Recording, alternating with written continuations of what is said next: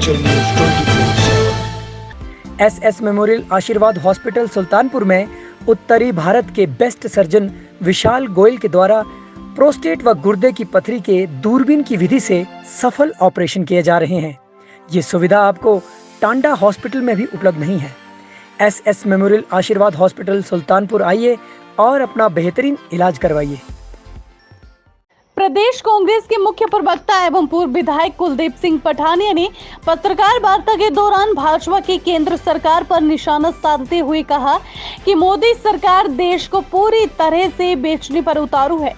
उन्होंने कहा कि जिस तरह अंग्रेजों ने ईस्ट इंडिया कंपनी बनाकर देश को अपना गुलाम बना लिया था, ठीक उसी तरह मोदी सरकार फिर से देश को निजी कंपनियों के हाथों में सौंपकर दोबारा गुलामी की ओर ले जा रही है।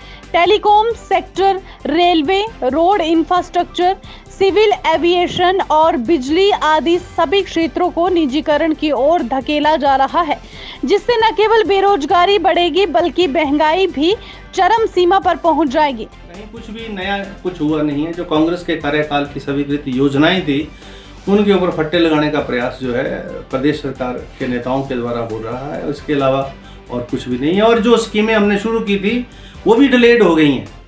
जो कंप्लीट हो जानी चाहिए थी वो भी कंप्लीट नहीं हो पा रही हैं वर्तमान सरकार के साथ। तो सरकार कोविड नियंत्रण में फेल है, अच्छा शासन प्रशासन देने में फेल है, अच्छी साफ सुथरी सरकार देने में फेल है। भ्रष्टाचार के आरोप लगे हैं सरकार के ऊपर। सरकार के मंत्री जो है भ्रष्टाचार के आरोपों से जो है हटे हैं, बिंदल साहब हटे हैं।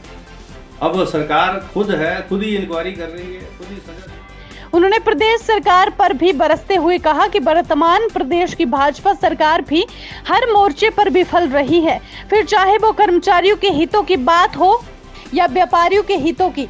वहीं कोरोना काल में भी आम आदमी को राहत देना तो दूर, इसके उलट आम लोगों को निचोड़ा जा रहा है। मानते हैं कि एक तरफ तो मोदी सरकार ये बोलती थी कि 70 वर्षों में देश के अंदर कुछ नहीं हुआ, और अब जो 70 वर्षों में जो एसेट्स कांग्रेस पार्टी ने क्रिएट किए और देश को जिन ऊंचाइयों पर पहुंचाया, जिससे देश की आर्थिकी बढ़ी, इंफ्रास्ट्रक्चर इंक्रीज हुआ, एम्प्लॉयमेंट जनरेट हुई, आम आदमी के जीवन के अंदर बदलाव आया, खुशहाली पैदा हुई, ग्रीन रेवोल्यूशन आया, वाइट रेवोल्यूशन आया।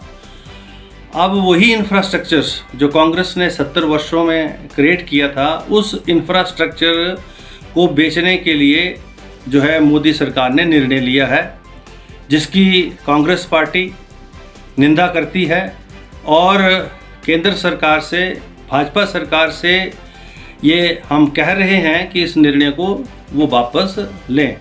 आप जानते हैं अब रोड इंफ्रास्ट्रक्चर का अगर मेंटेनेंस नेशनल हाईवे का किसी प्राइवेट व्यक्ति के पास जाएगा तो स्वाभाविक रूप से जो छोटी कंपनियां उसके कंस्ट्रक्शन में, मेंटेनेंस में जो इन्वॉल्व हैं, एक तो जो है उनको काम नहीं मिलेगा, और जो एम्प्लॉयमेंट जनरेशन उन छोटी कंपनियों के माध्यम से हो रही थी उस पर विराम लगेगा।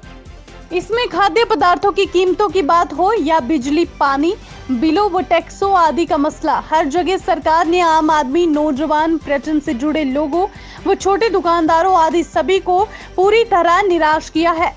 उन्होंने कहा कि आगामी विधानसभा चुनावों में आम आदमी पार्टी का कोई वजूद नहीं रहेगा, क्योंकि आम आदमी पार्टी प्रदेश की भौगोलिक परिस्थितियों से पूरी तरह अनभिज्ञ है।